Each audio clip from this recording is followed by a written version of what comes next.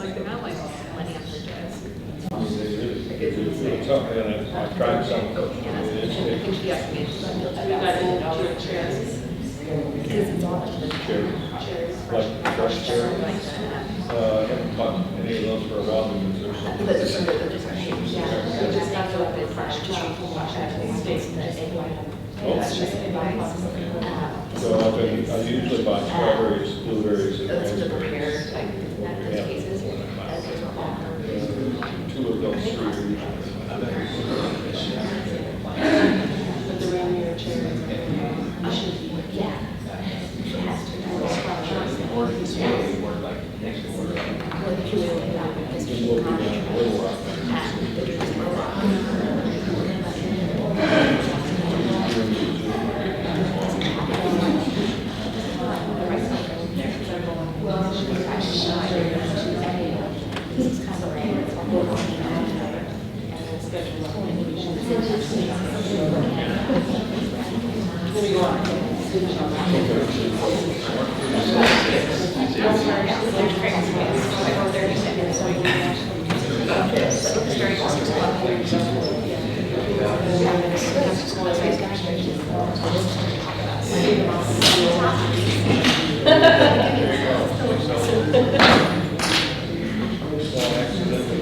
Okay, we'll call the meeting to order. This is work session for June 15, 2026, Bella Vista City Council.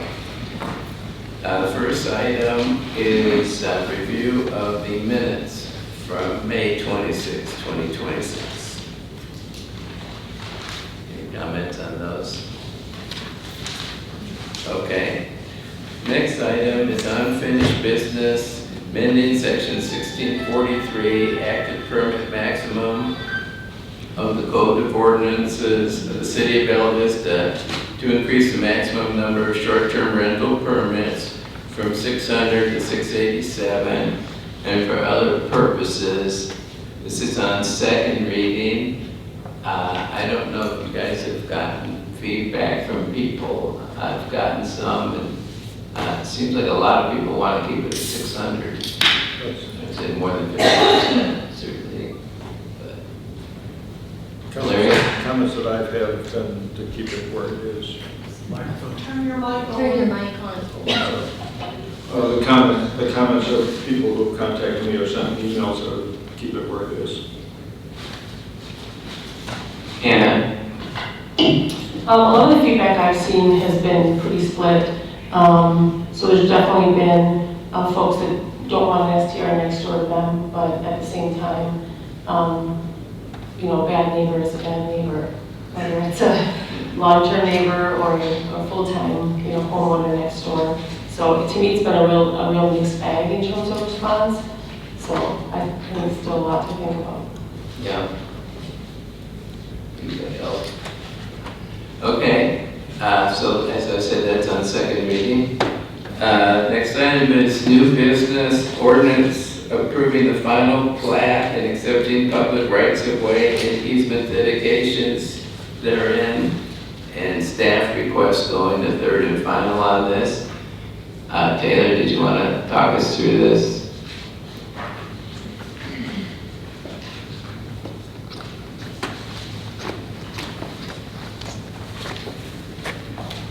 So essentially, it's just a lot split.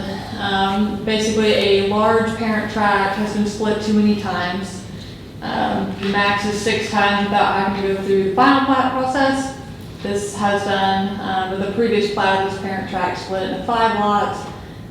They now want, the new owner wants to now split one of those 5 lots into 2 lots.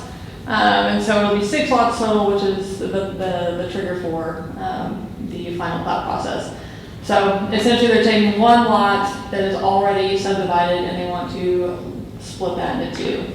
Per the code, this needs the final plat approval due to the amount of time it's already been split, which requires your approval in place of the planning commission approval, which is what's typical in our standard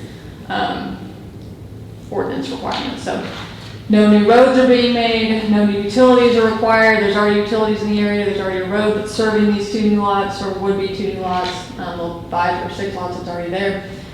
So we're not accepting any new infrastructure. However, this plat would be accepting some new public easements for that lot, that new lot line that has the easements on both sides of it. So we are basically just accepting some new utility easements with this. And it requires your approval before we file with the county. Did the planning commission approve this? Or? Yep, unanimously they recommended approval, staff's recommending approval.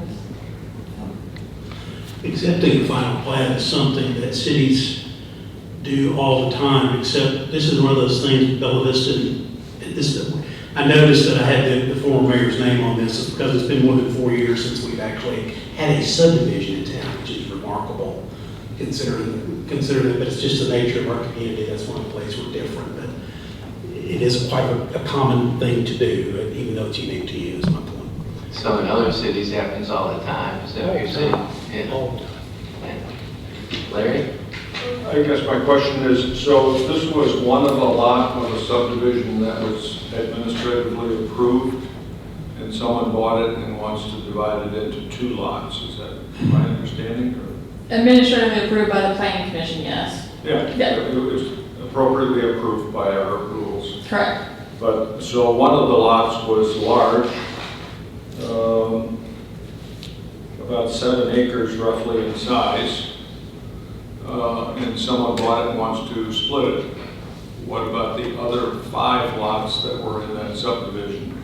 It's my understanding that they were all individually sold and bought. They're all owned by So will different someone owners. come forward with a split like this? We don't know We the don't know. answer to that, but one thing I do need to make sure that I point out, because we don't do this very often, is if the subdivision meets our requirements, you really have no discretion but to approve it.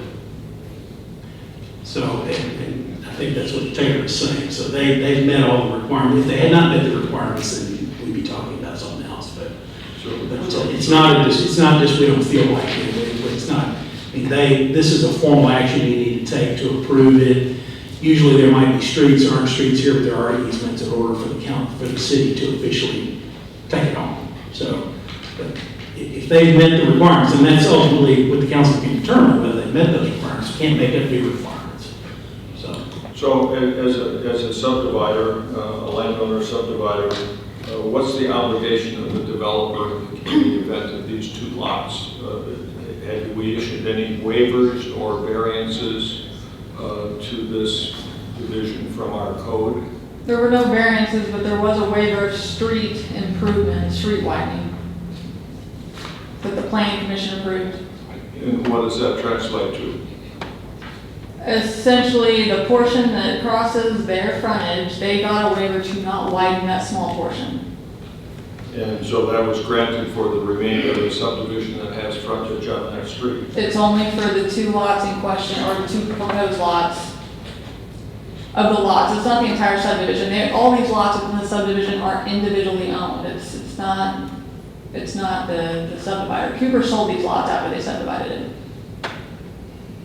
So Cooper got approval for 5 lots, and they weren't required to do any improvements to the abutting street because it was compliant. Because it was an incidental subdivision back then. But it was compliant? It was compliant. The previous code did not require less than five lots or less to improve the road.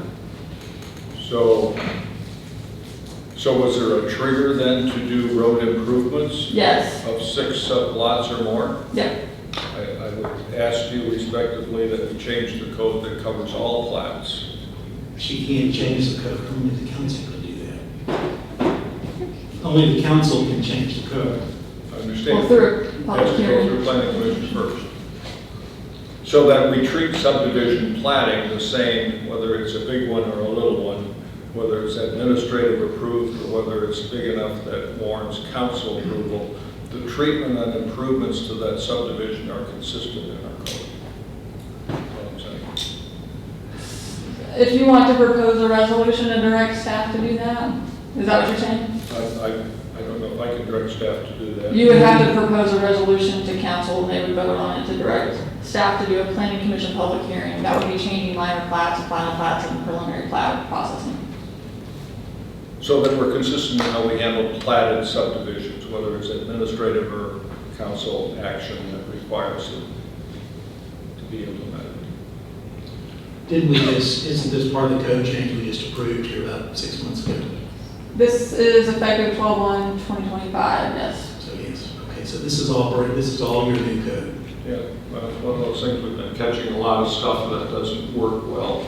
Well, but keep in mind, you're talking about other lots that were once a part of this. This is a subdivision of just what you got in front of you. It's not the other parts, the other pieces of I land. appreciate this was one lot of that original 5-lot subdivision.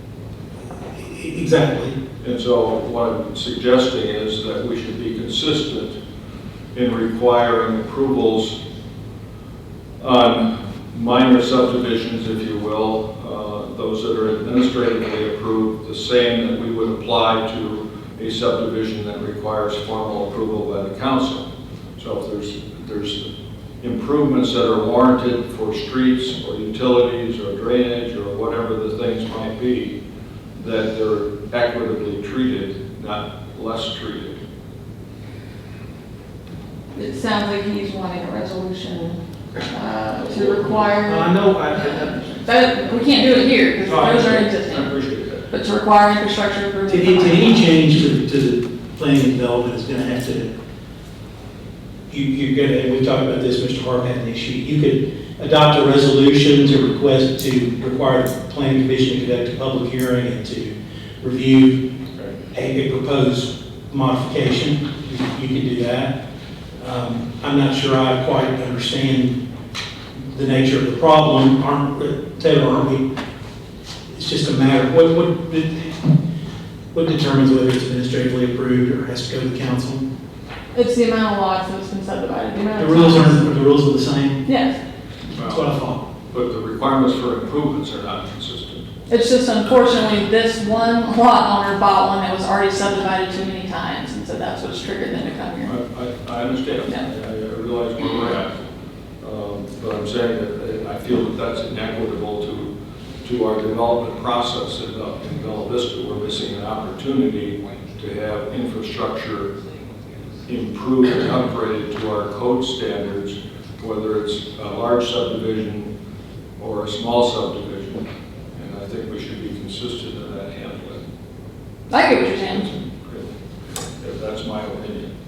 So, thank you. Is it only gonna come up when we split things 6 times? 'Cause that's, He's wanting to propose a resolution, it sounds like, to require for even just to split lots. He's saying incidentals or minor plats should be treated the same as majors, In terms of requiring infrastructure adjustments. which would be that would be a full plat, that wouldn't be a minor anymore. Yeah. So, yeah, no, I agree. We can have people play games with us otherwise. but we're required to approve this one. Yes. All right. They're required. This plat has been presented to you. The staff is telling you it complies with the existing rules. If it complies with the existing rules, to deny it would be to act arbitrarily and capriciously, because you told the world, this is what you got to do to subdivide. They've done it, and then if you came back and said, well, no, we don't like it, that's going to get us sued, that's unconstitutional.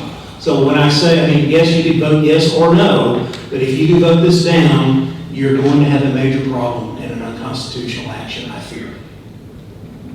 Mr. Mayor, Greg? this is essentially just lot split, right? It's just a lot split, Basically, yes. correct?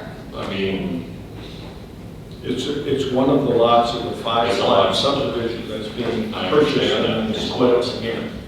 it's not We could major. have the other 4 lots in this subdivision that occur the same way. How often do we do lot splits? Quite often, right? No, lot splits, actually, any subdivision in Bella Vista is fairly limited. It's not nearly as common as it is. I mean, in it's other not cities. common, but it, Lot splits are administratively approved without. We have plot splits go through planning commission all the time, correct? okay, That's a different story. thank you. Okay, thank you. Okay, next one, item D is an ordinance requiring orientation and continuing education for elected officials of the city of Bella Vista, Arkansas, establishing minimum training requirements, providing for reporting of compliance and for other purposes.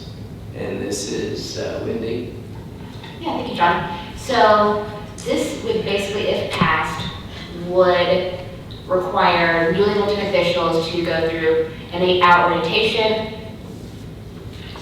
Whenever possible, things happen, obviously we understand that. They're not going to be unelected, dethroned. But giving them an orientation opportunity to actually understand how the city works, how the functions work in our community, and going forward. For elected officials who are returning, it would be a 6-hour minimum across the year. It's 30 minutes a month. 1 hour being required for FOIA, just recertification or re-knowledge. The other ones could include municipal law, ethics and conflicts of interest, public finance, economic development, planning and zoning, public safety, infrastructure, personnel management, risk management, leadership and governance, and other subjects that apply to cities. You can do these things through attending the league conferences. That would knock out your entire hours that you need for a year. You could do this through the league available free lessons they have online. You can do this by attending other conferences, really of your choosing. You can make this happen, and really as elected officials, making sure that we are doing our best to keep our standards up, keeping up with the current information should just be a baseline expectation we do for our constituents. Almost every career that I've had to go through continuing education, be it in the medical world, be it in education, even in retail. I've had to do continuing education. It's standard across the board. I know corporate America has this. I know public service across the world has this. Just doing our best to make sure we're doing our best, and given where we are as a council and as elected officials, I think we all definitely could benefit from having some additional training, some refreshers, especially regarding law, ethics, finance, all that kind of thing. Also, if you, for whatever reason, cannot complete the 6 hours within a year, the only thing that's going to happen is the clerk would publish on the website, hey, these members of council and elected officials completed their training. That's basically saying you did your homework for the year. Any thoughts? Shay? Thanks. I'm noticing in the funding section, I feel like we could clean that up a little bit. I know with our, at our county level, there was a certain justice of the peace who felt that they were doing some training, and I think spent several $1,000s that then they had to retroactively ask to be reimbursed for. And I would just want to avoid that situation. So I do feel like in the funding section, I feel like we could just clarify that language a little bit, or like what that process would look like, so that we don't inadvertently run into that situation. I think that could be achieved. Do you think, Tracy Murphy, is that an issue, do you think? Well, you were in charge of the budget, so you could tell that in your annual budget that, there's so much per member, and then the total, 6 members are, well, all the elected officials, so 6, 7, 8 of you would have so much to spend on travel and training or something like that to go toward this, and then, so you could obviously control that through your budgetary appropriation authority. One thing I was concerned about is there's so much, if online's allowed, and we're already paying for people to go to municipal league twice a year, somebody could not go online and go on a trip, just, to take a course, and we're ending up spending money when they could have got the hours without us spending money. And correct, I think what Jason said about we put a budget to it would curtail that kind of use. Mr. Mayor. Craig? In theory, I don't have a problem with it. I think everybody could get a lot of training by attending planning commission meetings, getting involved with what actually happens in this community. I think that the municipal league that answers all the FOIA issues or questions, as far as like paying for training, I don't know what happens when somebody doesn't complete the training. Would you like me to address that? So if you'll look in, on section 8, which is on page 3, there's really no consequence other than, and this is my language, not anyone else, it's sort of a public shaming. I don't know, you put on the website, these people completed their hours, these didn't, or, there's just gonna be a record put on there by the clerk about hour completion. So that's really the only consequence, would be public perception, but it says you got the duty to do it.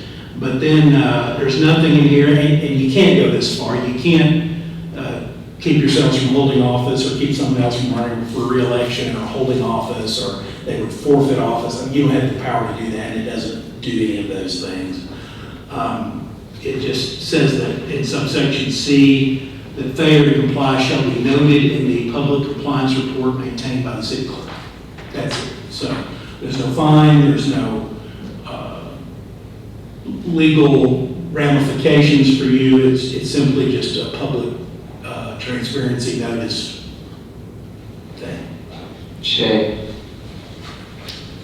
The other thing I would maybe want to point out is that if this goes to all 3 readings, would it go to all 3 readings, then it theoretically would only give us 3 months, the busiest months. Okay, got that for you. So this would actually only go to next January 1st, that is to keep everybody on track, because we discussed that'd be a difficult task for some to get those hours obtained. Hannah? Yeah, in every position I've held, we've always had ongoing training. I think Wendy said the same thing, so I don't think it's too much to ask. 6 hours is not too great. And in terms of the financial piece, yeah, I think it needs to be a defined amount and a reimbursement based on completion. If there's language we can use legally that way, that would ensure that if someone signs up for something and they're reimbursed for it, that they actually completed it or received their certificate or whatever. On the first 8 hours, are we still going to have, Jason used to have a thing with new people, would some of that count? Or?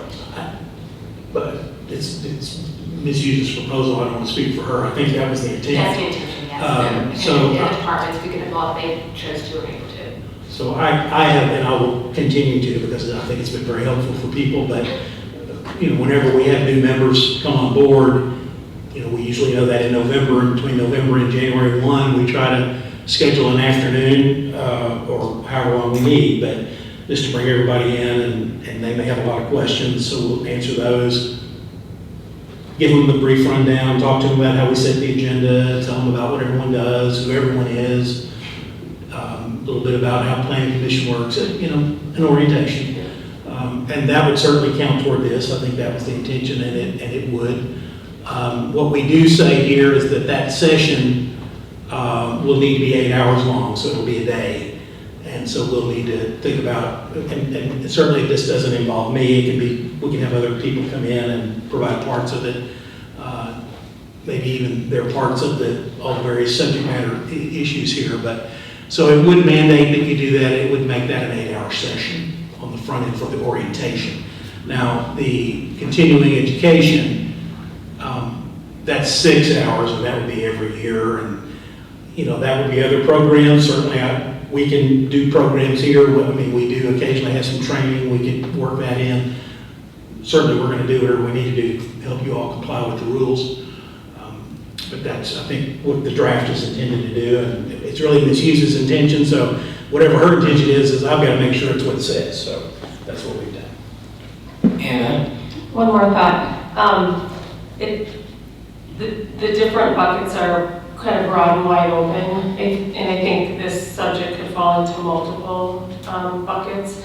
But I think that it would really be helpful. The 2026, the use of social media by elected people is very common, and I think that, if we look at ethics and conflicts of interest, it would be very helpful to offer some type of training just on effective communication, ensuring that there's multiple examples out there, right, where we could all learn from. So I think that would be, I don't know if we can say that specifically, but it would just be helpful in general, especially for people that are elected for the first time and don't fully understand the power of social media. I think that could be really helpful.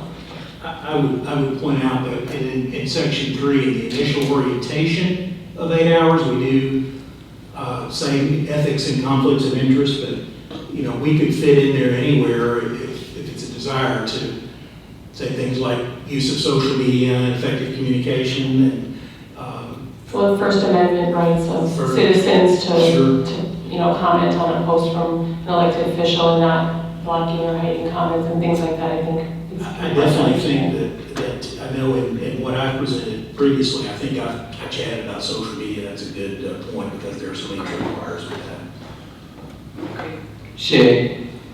Sorry, I also have one more thought. I really do like and appreciate that there's a little bit of a higher bar to clear for newly elected officials. Again, that they don't have to do it, but I think it lays out like a really good way to do it. I know just from my experience running, I noticed some candidates were really doing a lot of work to understand how the city works, and some other candidates didn't. And so if any of those had won, and this wasn't in place, they might have a really hard time learning how things operate around here and how to be effective in their job. So I really do like how it has a little bit of a higher bar for incoming elected officials, and then maybe if anyone's ever elected who didn't do their homework, at that point they would have the opportunity to learn what they need to learn.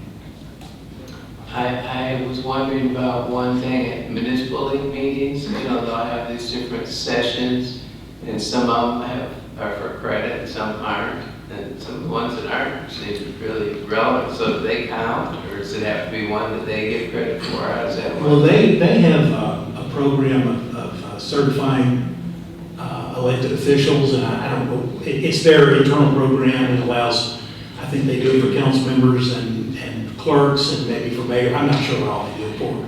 But, and I don't know what all they have as a requirement. They have certain presentations they count toward their certification. They call it a certification. Yeah. And not all of them do, so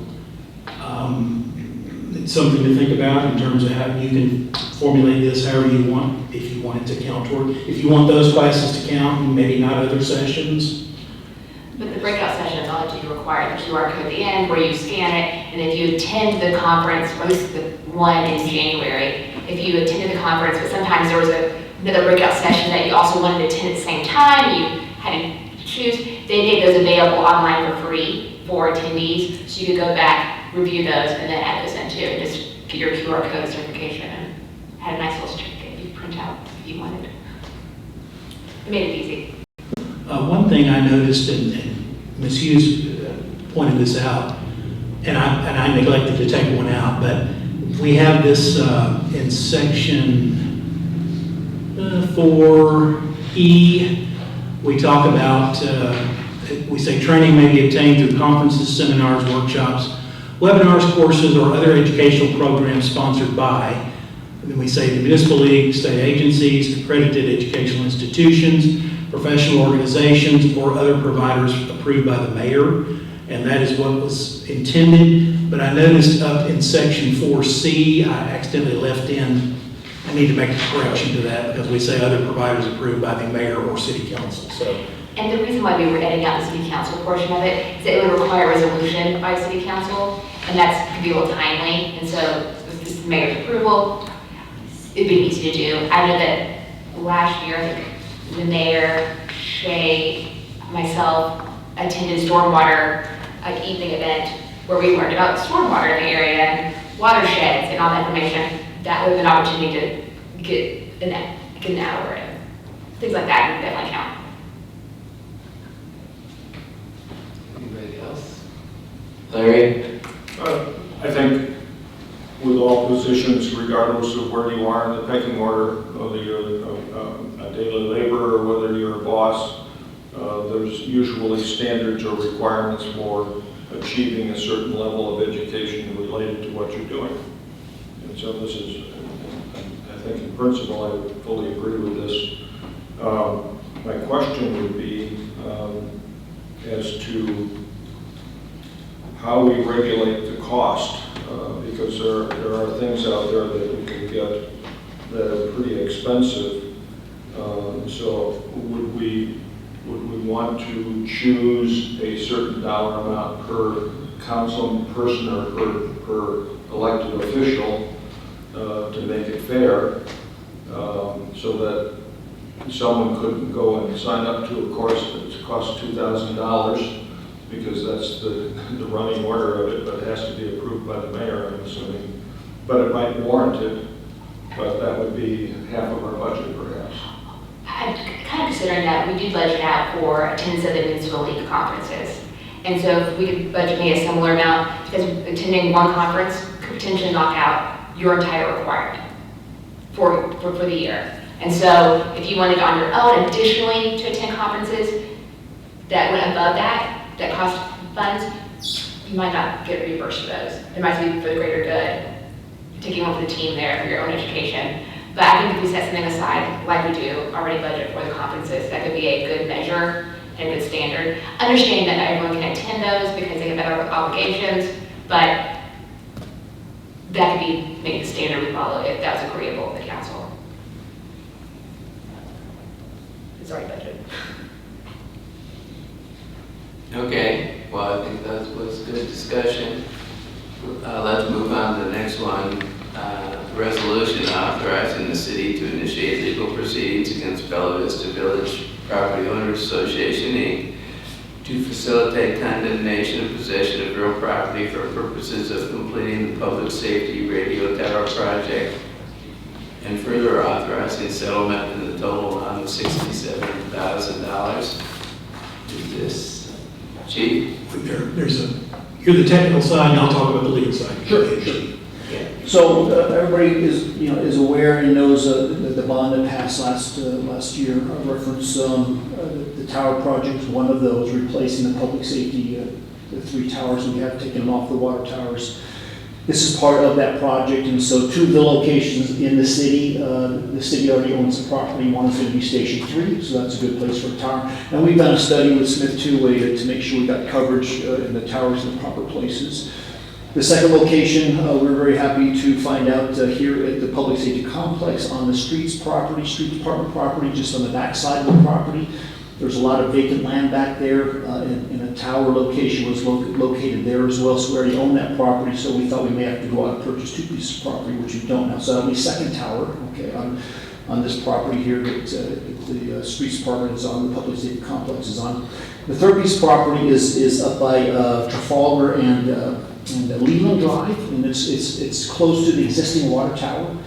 The POA owns that property. We've been working with the POA, and they are amicable to us doing this, and so this I would consider as a non-hostile action, but we need to take this legal action in order to acquire the property.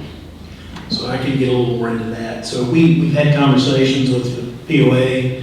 I've talked to Doug McCash, their attorney. We got an appraisal on the property that we need to have for the project. The appraised value is $67,000. So as we would with any private party, we went to them and said, we're going to have this for our project. It's a public project, it's a necessity, and we'll pay appraised value. They were agreeable to that. As with most private parties, we could work out a sale arrangement, give them a check, they would sign a deed, and the project is done.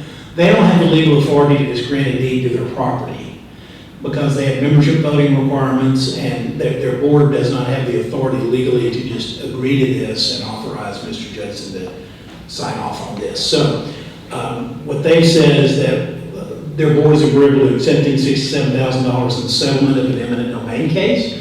So basically what we've got to do is we've got to use the court structure and the eminent domain taking procedure so that we can go to court. And then the idea would be we'll immediately have a settlement in hand and file that at the same time. They'll be paying $67,000 and the matter will be immediately resolved upon filing. So that's why we've got to go through this condemnation and initiating the legal proceedings. But we've communicated with them, and they've indicated they're agreeable to accepting $67,000 and for us to proceed in this manner. My understanding is they've already, Doug Cash has already spoken to his board, and they're on board with it. And so this is our first meeting to be able to bring it to you. Travis? A couple questions. What all does that price come with? Does it come, how big is the property? Is the tower coming with it? And then will it still be a POA property and the city would be required to pay the monthly dues on the POA? My understanding is we'll own the property. I don't have the exact dimensions of the property, but it's what we need for this tower to meet fall requirements in that. Taylor remembers. We have to build the tower, so there's no. And we have to build the tower, so this does not include the tower, okay, but this is just obtaining the property. I believe we're ahead of the game because, like I said, we thought we'd have to do this 2 times. We'd have to acquire 2 pieces of property, and we only have to acquire 1 now. And so we've already worked with our planning department to make sure that this property met all the requirements that we're going to need for this tower. This 199-foot tower, it's a standalone tower, no guy wires, and so it does meet all the requirements. We've been working with them for quite a while for this, and so my understanding is once we acquire this property, we'll be ready to move forward with building the towers. There's a picture. There's a picture of the I think I included that one. lot in the packet. It's Yeah, It's right off the Trafalgar. Just by looking at it. Yes. To me, it looks like maybe a quarter acre. There you go. It just seems to me, I'm not. Little over acre. It is okay. And then there's no POA dues associated with it afterwards. I mean, because it's a. We're condemning their interest, so we would have they would no longer have any interest in it. Larry? This is just south of Lancashire, right, where the tower is that right? It's by the existing tower. Just a little, it's a little Yes, south of it's on, Lancashire. it's on Trafalgar, Yeah, Trafalgar and Leland. north of the station, what, 3, fire station 3? No, that's, the fire station 3 is where the other towers are going to go. This is on the west side. I'm sorry, this is on the east side, east of Lancashire, east of 71. Yeah, Trafalgar's on the east side. Right. So you go on Trafalgar, you pass the post office and Which keep fire going. station is that, Commonwealth and Trafalgar? Is that 2 or 3? 5? Oh, number 2 is at Commonwealth in Trafalgar. Yeah. Okay, so this is north of station 2 then? No, it's going to be west of station 2. It's on the other end of Trafalgar, on the 3-4 Lincolnshire. Off of Lincolnshire, Trafalgar, Lincolnshire. is what it's at. Yeah, On the L section. just south of 340, right? Yes. On Trafalgar? Sure. Because the POA is doing another tower to replace that one that's in the works. Yes, that's correct. It's been approved. I don't know where it is relative to this site. But the question would be is if that in fact is true, would that create any interference to your analysis by Smith Radio? I don't believe so, no. It's going to be a lot bigger than what this one is, I call it. But my understanding is Smith Two-Way has done all of, I don't know where the other towers are going to go, if you're asking me that. It's going to go near this location here. There's a lot of other towers in the city near our towers. We've never had interference before with that. I don't think that would be a problem. So where these towers are just under 200 feet? Pardon? These towers are just under 200 feet. They're 199, 198 feet tall. So the current water tower at that area right now is 115 feet tall. They are putting in a new tower. We're going to be above that. We're going to be well above that. Okay, Yeah. all right. 80, So 80, the new 80 tower going in there, how tall is that going to be? Do what? The new tower that they're putting? I'm not for sure on the new tower, but we did factor that in on the analysis. But then where they're putting the tower out, it's not going to affect that transmission. Okay.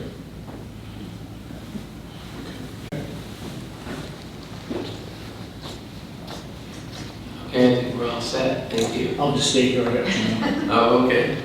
Authorizing the mayor and city clerk to enter into a contract with Superior Automotive Group of Siloam Springs pursuant to a state procurement contract for the purchase of 5 Dodge Durango AWD pursuit vehicles with equipment outfits and 2 2026 Chevrolet Silverado pickups with equipment outfits in a total amount not to exceed $386,195.71 for use by the police department.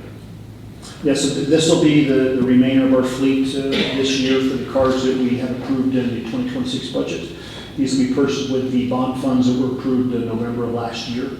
There'll be 5 Durangos, 4 for patrol, 1 for admin, and the 2 trucks, one will be for evidence tech. It'll have some extra shell in the back and storage space for gathering evidence and processing scenes. And then the other truck is going to be an admin vehicle for an admin officer that we have that works with our Axon cameras and does a lot of other transport. And so we figured it best for them to have a pickup truck to do that. Wendy? Thanks, John. So with the vehicles, I have a few questions, so sorry. What is the life expectancy of these vehicles? So routinely we run these vehicles, the patrol vehicles, they go into the patrol fleet. We try to run our vehicles about 120,000 miles. When I first got here, we were doing 100,000 miles, and we found that with our maintenance shop and the good work they do and the quality of vehicles that the Durangos are, and then the Tahoes, when we have the Tahoes, that we're routinely able to run them to 120,000 miles. So we try to replace the patrol vehicles prior to 120,000 miles because obviously they're emergency response vehicles. We need them to always operate down on us. Some of the admin vehicles will run a little longer because they're admin vehicles. So, we at least run those 120,000 miles, sometimes more, depending on working with our streets department and the maintenance folks. If they're telling us, they're still good vehicles, they're not costing us more to maintain, then we'll just keep them in the fleet as long as we can. And then a lot of these vehicles, when we turn them out, even out of the fleet from patrol vehicles, we'll turn them into our travel vehicles or something like that, into our additional vehicles, just to keep them in the fleet for a while if they're still decent vehicles. About how many years are we getting out of the vehicle? It just, again, it depends on how many miles we put on them. Routinely, a patrol vehicle, probably 3, 4, 5 years. It just depends. Some vehicles are driven more than others, just depending on who's driving them and the duties they're doing. We try to rotate vehicles if we have somebody who tends to drive a lot more, because maybe an officer wants to do more traffic and they're out more, maybe another officer does other things that don't. We try to switch the vehicles around. So year-wise, usually within 5 years, we're rotating the vehicle out. And then I think one final question, just for confirmation. So this is being paid by bond funds, And the bond, the earliest we can pay that off is in 7.5 years, is that correct? The earliest? That's what they estimated. Okay. If the city tax didn't go up, it would be 7.5 years. Okay. Yeah. Thank you. So we're thinking it'll be faster than that, but.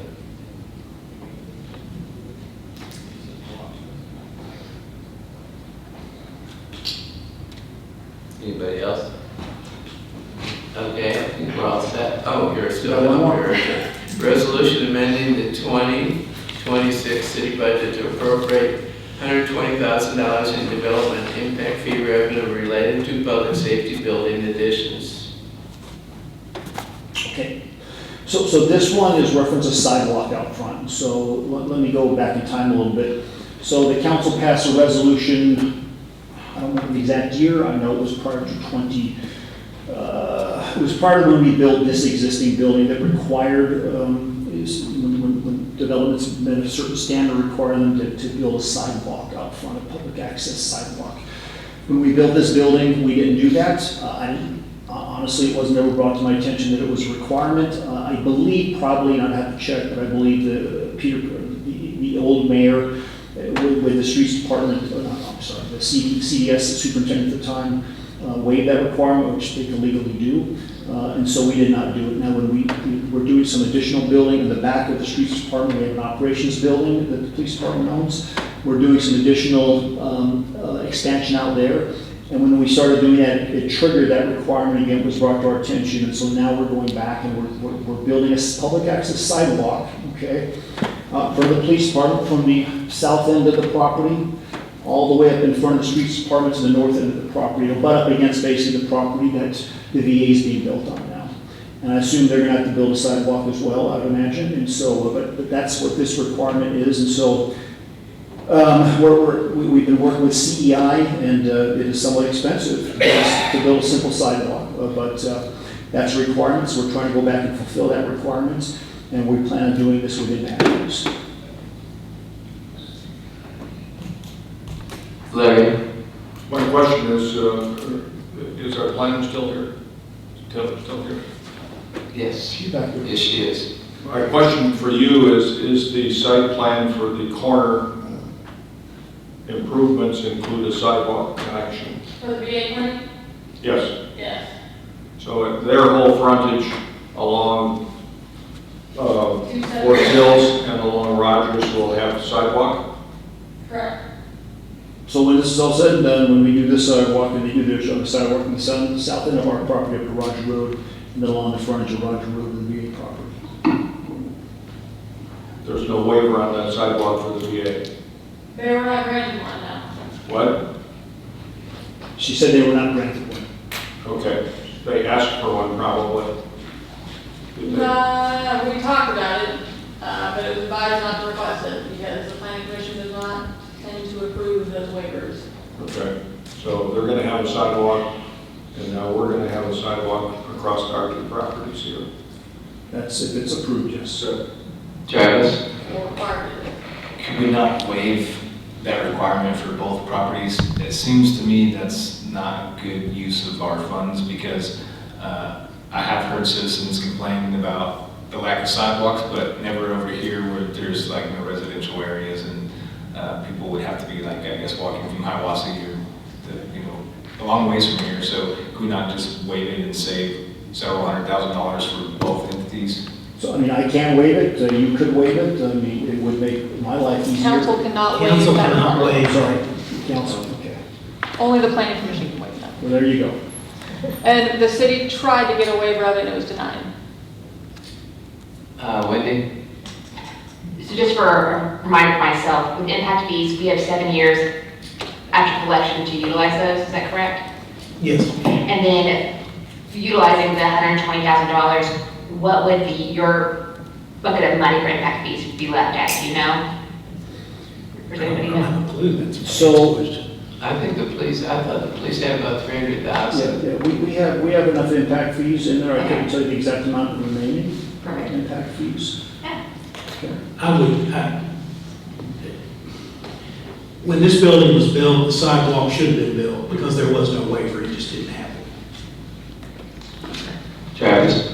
So if they're gonna walk to one of these two locations, they're gonna spend the majority of their walk on the road without a shoulder or a sidewalk, and then they're gonna get real close to their destination and then have a sidewalk. It just seems like a waste of money to me. That's all I'm saying. Well, one of the things that's been happening in Bella Vista is, everybody builds a building and says, oh, we don't want to put in a sidewalk, there's no sidewalk over here next to us. And then the next guy says, oh, I don't want to put in a sidewalk, there's no sidewalk over here. So in the long run, you have a city with no sidewalks, that's the problem. And it's really, in my opinion, it's really bad to be the city and be telling everybody else you gotta put in a sidewalk and then you're not doing it. It's, you know what I mean? It's just, Wendy? Well, the residential is growing with the opening soon of the apartment complexes, the cottages, other kinds of, a more walkable, shoppable area, and so giving people access to the police department, outside their vehicle, a little safer, sounds like a pretty good one for me. The apartment complex is also building a sidewalk. So they'll walk quite a way now. Yeah, exactly. Incremental development, it's pretty standard. Anybody else? Larry? A comment about variability. You need to drive by the street in Centerton that goes by the high school, going from 72 going south. If you want to see an adjustment of thinking over time, you can see that by how the subdivisions are constructed next to the roadway. Some are wider with curb and gutter, some are not, are wider only by a little bit. Some have sidewalk and a curb and gutter. It's a variety of scenarios because their code changes as time went on. And so each of those subdivisions were affected differently. So we will have that in Bella Vista as well, in vacant areas where we get developed. Shay? I think just for some whimsy, we could do hopscotch with a cop in the future once these sidewalks are realized. Very true. It's just, that's what it's. That's a great suggestion, thank you. Thank you. Yeah, you can have that for free. I'm disappointed that we didn't catch it when we had the bond issue money from the first bond. Sure. I mean, it makes me really, because I mean, I work taking with, 120,000 out of our fund makes you short in things that really are growth related that affect the police department. This is attributable to growth, so it's very important that what the statute allows you is, it allows you to recoup expenses that were related to growth. So this is a recoupment of certain expenses which were in fact related to growth. So it could have been spent in the first instance, you're correct. They can also be spent on recoupment, but it's all related to growth. Greg? Okay. Well, I do have a question, and this total aside from your stuff. I just do have a quick question for Taylor. When you mention like the apartment complex or whatever that's being built, when subdivisions come through, and I know that sidewalks typically aren't part of that equation, are they? Are there fees in lieu of sidewalks being built with? Our new code does have a fee in lieu. The Domino's actually right by City Hall, with that option, they got a waiver and they will be paying a fee in lieu of. Okay. So they'll be giving the city an amount to put in sidewalks. I wasn't sure if that was part of the existing code. The new code. Yeah, Yep. the new code. I just wanted to confirm. Okay, I was just curious. Thanks. Okay, I think we discussed that. Thank you very much for the presentation. Next one is a discussion item, short-term rentals and density within Bella Vista, and that's Council Member Hughes. Yeah, thank you so much. So when we were talking about potentially expanding the STR cap from 600 to 697, I was getting a lot of feedback from residents in various ways regarding density. That they're maybe fine with the cap being raised, but could we do something to not protect, but protect essentially the higher populated STR areas, which typically they're around lakes, golf courses, other entertainment areas. And so I just kind of want to see what y'all thought about it. I know that cities around us have implemented this. The city of Fayetteville in December passed an ordinance that would require, they call them type 1 and type 2. Type 1 is their owner-occupied, type 2 is their non-owner-occupied, and type 2 rentals would, if you're existing, you'd be grandfathered in, but new permits would not be issued if there's another STR within 100 feet, in a straight line around another STR, to kind of give a little buffer and a little space, just to help it out, so people wouldn't be sandwiched between STRs, which can make it harder to sell your home in some instances. The city of Joplin, I believe, has a 200-foot radius, and then other cities in the other states have similar things. Just kind of want to get some feedback, what you guys thought. I know I can see both sides of it. I can understand the density part, I can understand property owner rights. It goes back and forth. I kind of wanted some feedback from everybody. How do they do that? Is it 100 feet from the property line? I believe so. Yes. Kind of radius. Craig? I'll be brief. I guess my question for Jason, what is in a legal sense, what is the definition of a hotel motel, and what's the difference between an STR? Well, that's more of a Taylor question because she interprets the zoning code. We've got definitions for those things. Say that again, I'm sorry. I said that's really a question for Taylor because she's the zoning administrator and we have definitions for those words, and I'm sure she's pulling it up right now that are in the code. I don't know what they are off the top of my head, but we've worked on that, so maybe we get back with you with an official definition on that. Okay. And then, I did, since I'm with the opportunity, in your permission, earlier today I did email you a couple of pages of some information on this and some legal considerations. I want to make sure you have that. Yeah, I read through point it. that out to you. well, that's the other side of that, and I know this is for Taylor, because I know once you get into the retail aspect in neighborhoods, technically we can't have retail in neighborhoods. I mean, a mom and pop grocery store couldn't just set up shop in a neighborhood or. That's zoning. Yeah, that's zoning, yeah, exactly. And that's the issue that I have. I do have questions, Taylor, I'm sorry. Because for me, it's all grounded in what the actual zoning is. Because without, and I'm getting way off on a tangent, and I won't go long. But if you have a retail, is that defined as a retail-ish something? No, like as a short-term rental or lodging or hotel? Yeah. No, those are two different land uses. They're both in the commercial land use definitions section, but they are two different definitions. Okay. Retail is the sale of items, goods, services, things like that. Lodging is typically a building that is rented for temporary occupancy, and it lists different types that it includes with or without meals. It excludes certain things such as trailer courts, camping, hospitals, asylums, things like that. Then when you look at the short-term rental definition, it explicitly is looking at a residential unit that is used for temporary occupancy of less than 30 days. Does it delineate between owner-occupied or like?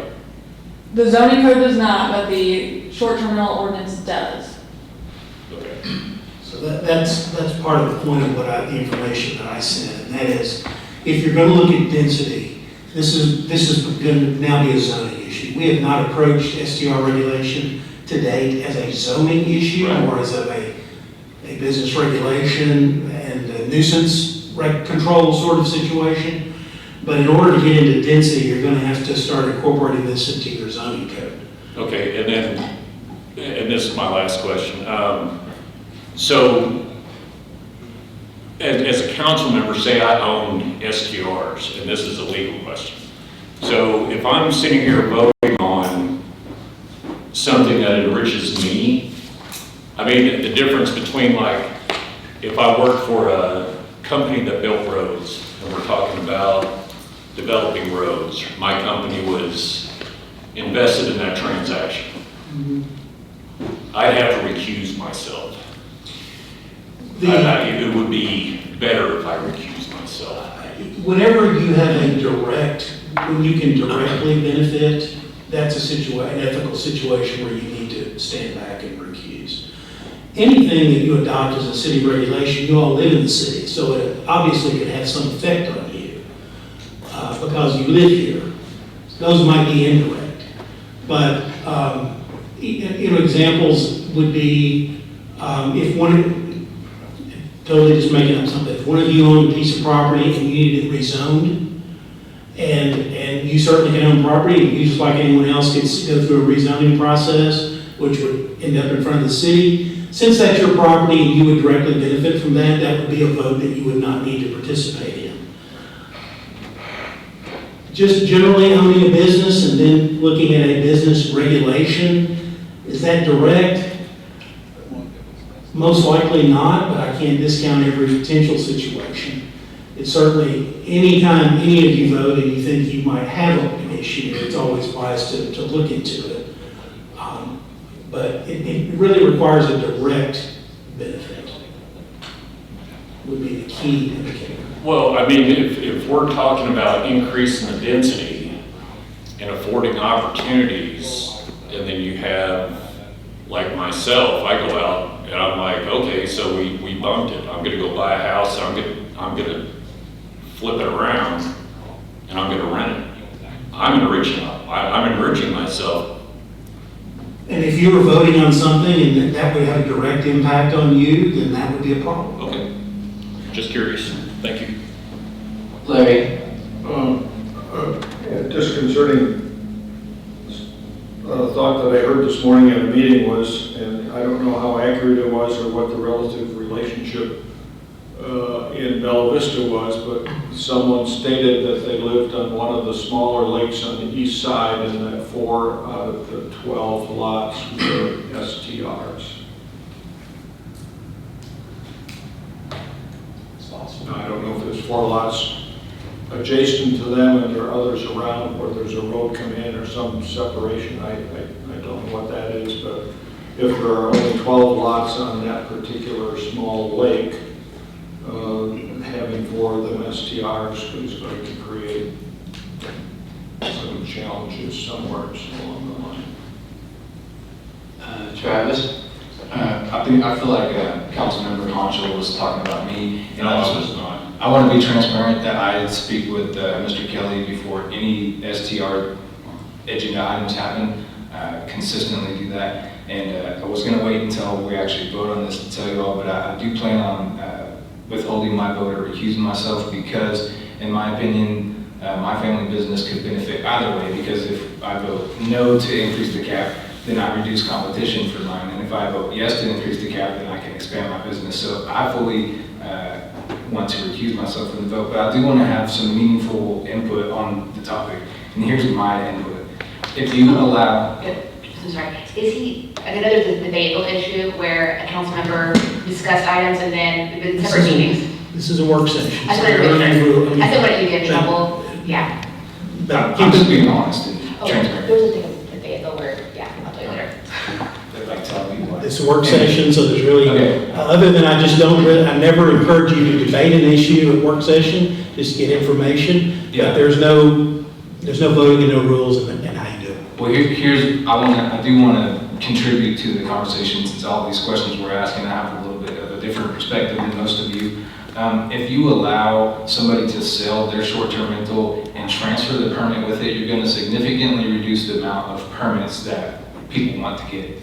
And so I've mentioned it several times, and people have given pushback and given multiple reasons, but that would eliminate the need, the community members that are into investing in properties this way. It would reduce the need by that. So I really would still highly encourage people to consider that. And then it would reduce a lot of the congestion and a lot of the density stuff. I feel like the density zoning regulations is a bad idea because you punish someone based on location instead of punishing someone if they consistently have bad guests or if they're disruptive to the neighborhood. So let's just like take care of those people that are disruptive and causing scenes. Maybe hold their permit, in hostage or what, lack of better terms, but revoke their permit. Maybe if they consistently have bad guests in their point of contact. If you live in California, if you live in Florida and you have a short-term rental here, you're required to have a point of contact that can get to the house within like 30 minutes or something like that. Ours is within 50 miles. Within 50 miles, okay. So I really think we could do some legislative changes that wouldn't further restrict, but would absolutely help the short-term rental situation. So just something that I wanted you all to consider. Just a clarification, I don't know about others, I didn't follow your first point. Do you think SDR licenses should be transferable or not? Yes, I think they should. I think it would reduce the desire, the need. It would reduce the demand if we were able to do that. So if I had an SDR and I had a license, and then I sell my house, the new person could get the license with the house? Yes. Yeah, okay.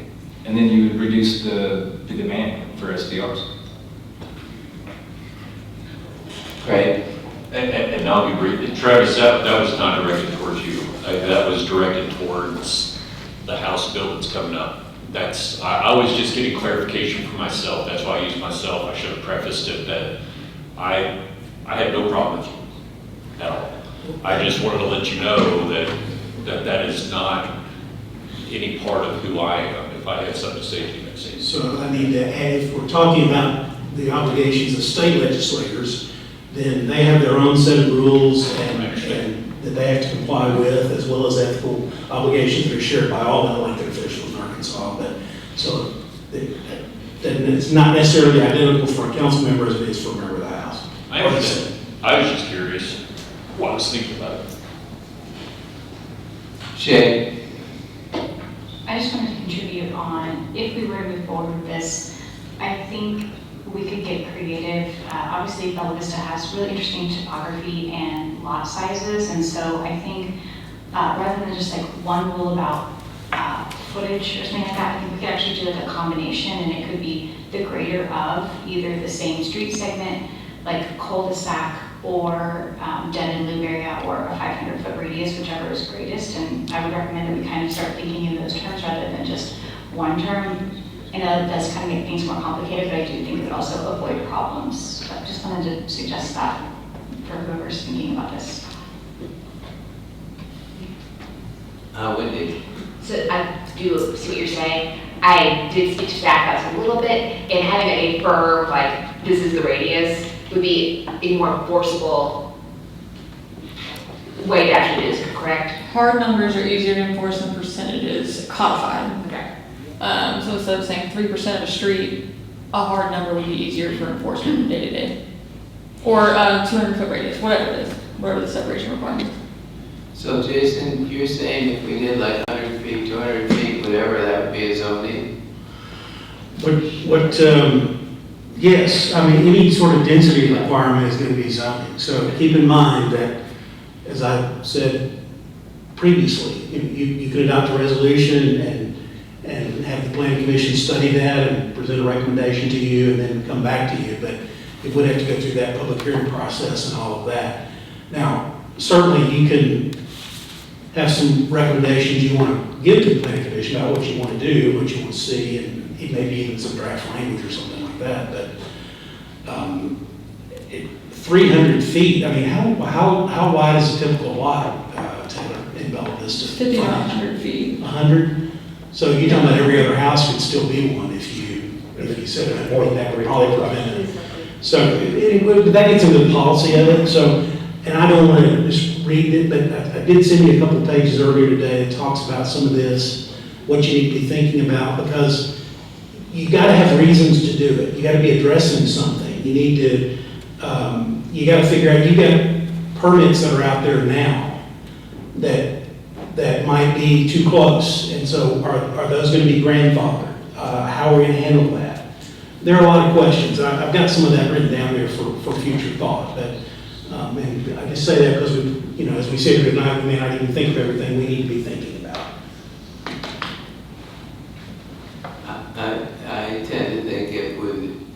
should be grandfathered, but that's really up to the council. But I think that would create quite a firestorm if you, oh, well, you don't have an STR anymore, buddy. And this bears stating because we had the state issue come up, and we know this, I think the mayor mentioned it, but there's a strong headwind against cities regulating anything, but particularly this issue, it has been the last 2 or 3 sessions. So it might be that if we start doing what we can lawfully do now, we might find the state's going to take that authority away from us. We really need to be careful about that because we are subject to scrutiny at the state level when we do.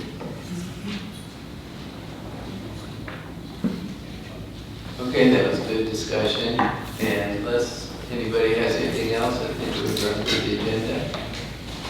Okay, thank you very much. We're adjourned.